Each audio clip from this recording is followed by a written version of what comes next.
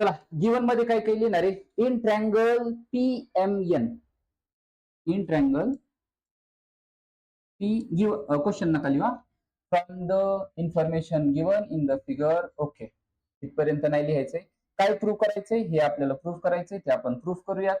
So in PMN याच्यामध्ये आपल्याला काय काय दिलेलं आहे बघा. PS जो आहे ना तर तो MN ला परपेंडिक्युलर आहे. Segment PS is perpendicular to MN. ठीक आहे, PS जो आहे तर तो MN ला परपेंडिक्युलर आहे. Okay done. अजून काय काय दिलेले आहे, PQ, QR, PR, त्यानंतर हा MQ आणि हा RN, हे सगळे तुमचे ए ए ए ए ए दिलेले आहेत आपल्याला.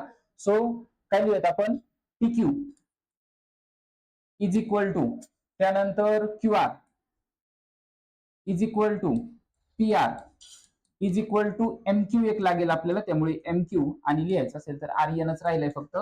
सो हे सगळे आपल्याला काय दिलेले आहेत, ए, त्यांची जी साइड आहे ना तर ती ए आपल्याला दिलेली आहे. ठीक आहे डन. काय प्रूव्ह करायचं आपल्याला, टू प्रूव्ह, काय प्रूव्ह करायचं आपल्याला, PM is equal to PN is equal to √3a असं आपल्याला प्रूव्ह करायचं.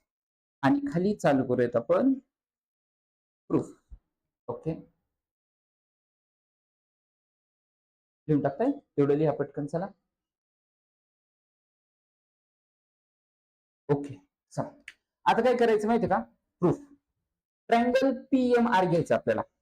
इन ट्रँगल झालं इथपर्यंत, PMR, इन ट्रँगल PMR व्यवस्थित बघा, ऑब्झर्व करताय. PMR त्याच्यामध्ये ना Q बघा, हा तुमचा ए आहे, हा पण तुमचा एच आहे. याचा अर्थ Q is the mid point of MR.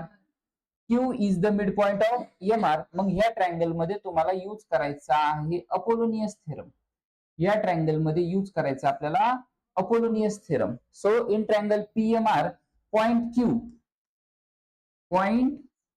Q is midpoint of MR. Yes, is midpoint of MR. ठीक आहे, मग चला लिहा अपोलोनियस थेरम, लिहा खाली. चला by Apollonius theorem,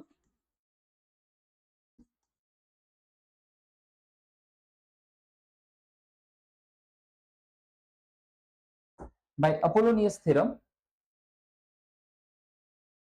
by Apollonius theorem. चला लिहा, त्या ट्रँगल मध्ये PMR मध्ये अपोलोनियस लिहायचंय तुम्हाला. खाली फॉर्म्युला लिहिताय,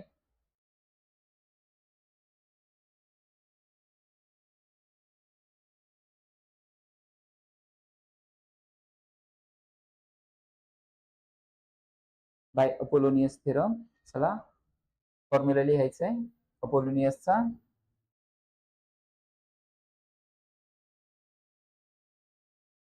चला लिहिलं का सर्वांनी, कोण सांगतंय,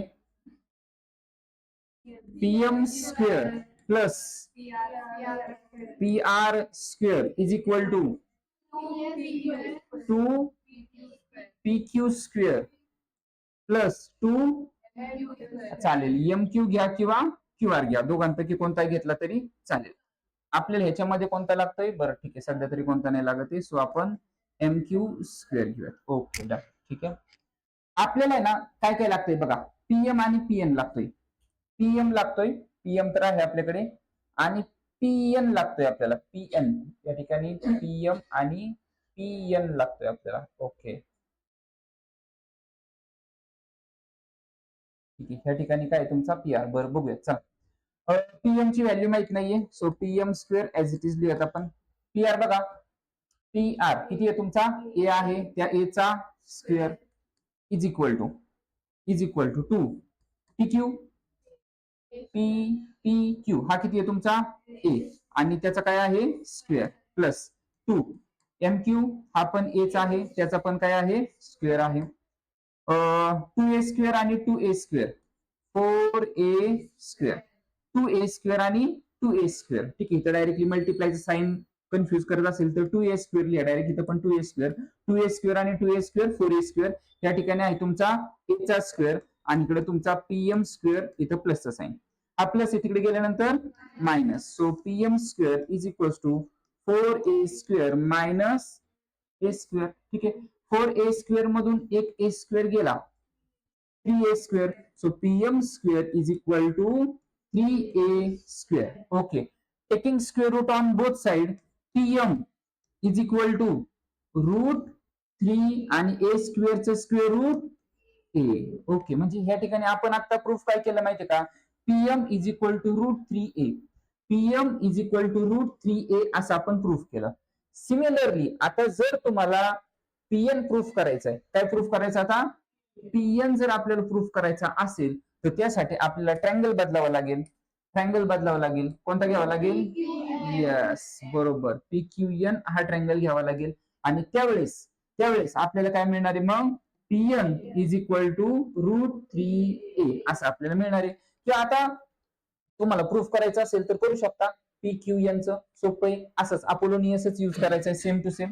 सो मी आता डायरेक्टली लिहितो, सिमिलरली वी कॅन प्रूव्ह,